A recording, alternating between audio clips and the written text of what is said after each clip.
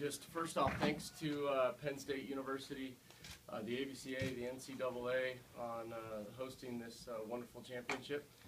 We're excited to be here. The guys have put in a lot of work over, a long time to be here, and it's one of their objectives and their goals to do all that they could to put themselves in a position to be here. So hats off to the hosts, again, from all over, and all the work and energy they've put into it. And it's an exciting time for these guys. Just happy for the boys, excited for them, and in the end, when you're here at this opportunity, you get to play a little more volleyball. So that's the fun thing. We open it up again. Please identify yourself before your first question. Thanks. Coach Gordon Brunskill from the San Diego Times, right here at State College. How different is the experience from what you went through in 2014, as far as just being a part of the national championship? Yeah, right now it's real similar because we got, we're just the day before, and so the excitement, the energy, just all those wonderful things that are part of being in championship moments and being part of the championship experience, those things are really familiar. And so we as a staff have done, tried our best to kind of mentor these guys and talk them through, the emotions and the pushes and pulls of this experience in terms of people wanting this or that, or, time, and, we've tried to monitor that. But so those are a lot of similar things. And so it's exciting to just be in a great venue and, be surrounded by wonderful people that are going to go and compete and play some ball. Ben, Vinny Lopes here from Off the Block. Can you talk about your team and how it's different compared to when you played Long Beach State at the start of the season? Yes. First off, really nice to meet you. Nice. Second off, we're just really excited to play Long Beach. They're a better team, but so are we. So it's just going to be really fun to get out and just play more volleyball. Jay Drew from the Salt Lake Tribune. Ben, you guys haven't played in, I guess it's going to be over a week and a half. Yeah. How will that affect you, if at all? It affected us last week in practice. We didn't take that whole week off. We practiced every single day, worked really, really hard, and so we treated last week as if we were preparing for a game, and so it's been really streamlined just coming here and just keeping in the mode of competition. Sean, do you think Long Beach, having played last night, is an advantage, getting used to the facility and all that? Yeah, no, I think you can look at it both ways. They got here, but they traveled a lot earlier than we did. And no doubt they were able to get here, kind of feel the lights in the arena. But we've now been in there, practiced. We've been able to get in the gym. We're going to have another opportunity to get in here, and so I think you can look at it both ways. And so we'll see. But there's no doubt that our guys, when the whistle blows, they'll be ready to go, and they're going to play, and they're going to play at a very high level, and they're going to compete at a high level, and so. It's yet to be said, because I think you can, again, we were able to spend some time at home and practice and prep and do all those things instead of being on the road traveling. So we'll see come tomorrow. Yeah. Brandon Gary from the Desert News. You've spoken all year about the depth of your team and being able to practice against that depth. Can you maybe speak to how that comes into play in preparing you guys for this? Yeah, these guys will probably speak better than I can, but they know that, when we get an opportunity to have this group versus that group, they know that the level's very high, that it's competitive, and we want those guys to beat up on each other in practice in that setting. We want them to be competitive, to kind of put themselves out there, and they do that. And we've got a lot of people can see that there is a lot of depth on this team, and so it's helped us. It's allowed us to at times rest guys when we whether it's a practice setting or a match setting, and so we've tried to take full advantage of that. And of course, it's hard at times for some of these guys that are really, really talented but don't get to see as much court time as others. But I truly believe their attitude has been more of a team effort and a team attitude, and they've stayed that way. And I believe their teammates see that too. I believe their teammates see the work and every effort that they put in to helping these guys or those guys improve, because that's what they're doing. Jake, this year you guys had a new setter in Leo, and I want to ask you, as an outside attacker, how long does it take for you to get that connection with the setter and feel comfortable with them? I'm not sure if I'm the right person to ask, just because I've only had 2 setters. But it didn't take too long. Preseason, we were trying to connect a little bit, but by the time we started playing, it's been good. Brendan, can you speak to your progress throughout the season? Obviously, you have a very famous older brother, and there's times where you look a lot like him out there. Talk about the strides you've been able to make this season and just becoming a better player. I mean, yeah, my brother's a really good player, and I kind of try to model my game after him a little bit because we're pretty similar in some areas. So, and he's a very good player, so he's a good guy to look up to. But I think my success basically comes from most other guys on the team, because Ben is hitting the ball unbelievably, and so is Jake. And when you have Ben on the right side taking the defense over to him, it makes the job a lot easier for me. And then Jake coming on the big, and our middle is getting up hard. It really opens up for me. Ben, I'd love to get your perspective on this. Off the court, what's the biggest difference personality-wise between Taylor and Brandon? Because you had an opportunity to play with both of them. Oh gosh, yeah. What is it? I don't know. Someone just has better game with the ladies. It's you, Brendan. It's you. No, they're both different. Like Brendan, I've known Brendan since he was 13 or 14 years old, so he's kind of always been like a little brother. And Taylor was like my idol growing up. So it's a different dynamic, but just both really good guys, both really fun to play with, and both very different. They are different players. Brendan is not his brother; he is his own player in his own right. So he's worked hard to be where he is.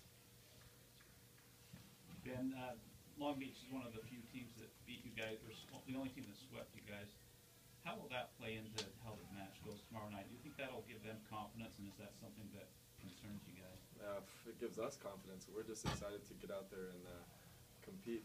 Volleyball is, organic sport, and it's always changing, and we have changed, and we're just ready to see Long Beach tomorrow. Coach, so much is made of the altitude when teams come into your place, how that affects the serving. But I want to ask, when you guys go on the road, is there an inverse effect with your team and the lack of altitude affecting your serving at all? Yeah, I mean, I've noticed that the guys, they love to go sea level, and I don't know if that's, you can see Jake's nodding. I mean, there's definitely some confidence that those guys get. And whether or not there's a major, earth-shattering scientific movement in terms of the ball, I've always, the guys, if they're feeling that and they feel it, and I can get up there and I can bang the ball, then yeah, you can. Go, go rip it, get after it. And so there's definitely, there is definitely a difference. And so the guys have felt very confident in their approach outside of the Smithfield House. And they've gotten better and better in the Smithfield House, to be honest, over the course of the season. And that's been more impressive, in my opinion, is just being able to, improve some things that maybe weren't where we needed them to be at the start of the season. And so we've given, there's certain guys on our team that have a green light, we call it, and those guys that have the green light, we encourage them to be aggressive, be assertive, and they're able to kind of feel how the match is unfolding and get after it when they need to. Brendan, one of the things that's a little unique with you guys is you've already had your finals, so you're done with the semester. Do you feel that's an advantage for you guys compared to other teams that are trying to balance all their final exams and everything? I mean, I guess so, but we had to go through this. We had our finals and everything when we were playing the MPSF championships and all that, so we had to struggle with that back then. And I mean, it's not easy, but it's something you have to do when you play volleyball and also go to school. Yeah. And I also want to ask, so much is made on BYU TV about, I believe it's your grandmother's juice. Did she bring some for you? Is she coming to... They were actually not able to make it out here, but she would have made it if she came out here. And when you guys played Long Beach, you probably had your worst weekend of the season. Thanks for bringing it up. What was going on there, and how have you corrected that? No, it was a very interesting weekend. I don't make excuses. I wasn't feeling that well. Took some medication I probably should not have taken. But yeah, it was just not the best of weekend, but it was only uphill from there. So again, we'll see Long Beach again tomorrow. Do you guys have anything, team activities planned? Like, how do you guys plan to spend your downtime here? Sleeping.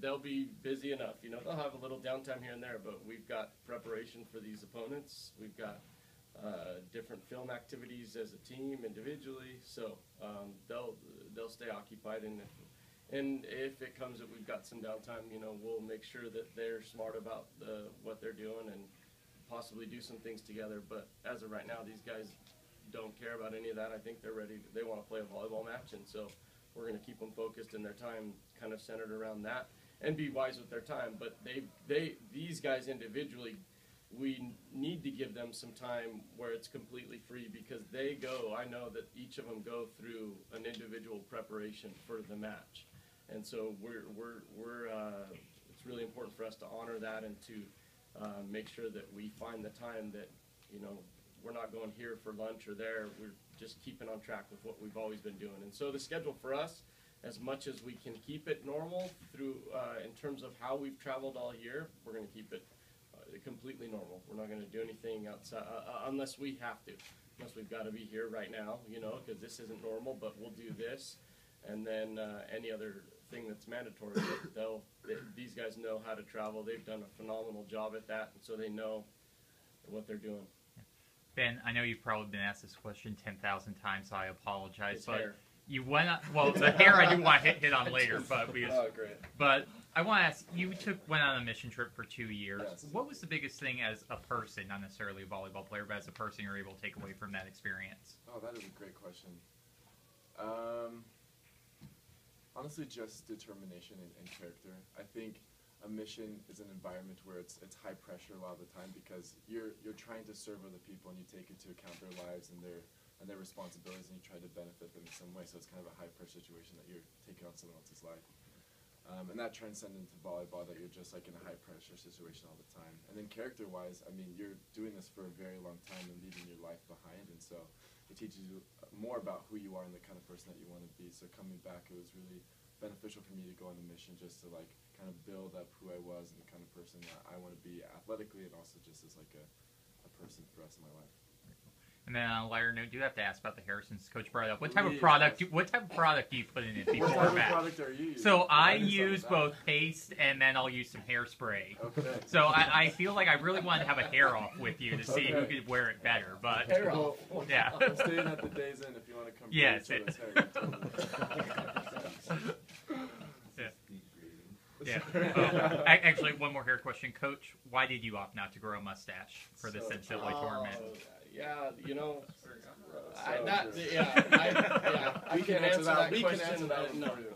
I told somebody, you know, I didn't want to go that long without a kiss from my wife again, you know. But no, that happened. The way that happened that year, you know, we've got the honor code. You've got to be clean shaven and all that. And there was a little time with the women's team where we had about a week where we found before the selection Sunday, and so the girls went home to their families and this and that, and maybe off the record I didn't shave as much as I should have. And when I was going back to the meeting, I just looked myself in the mirror, and I was like, oh, okay, I need to shave, but at BYU you can keep a mustache, but it's got to be above your lip, you know. And so I thought, hey, let's see what happens here. And you got there, and the girls just thought it was the funniest thing ever. And so, okay, you know, let's go with it. And then I think nobody believed I would do it, you know, through the first round of the tournament or second, and then it just went from there. And there was no intentions to it, but it was fun, and forever those pictures with that team that made a great run, I'll have a creepy mustache.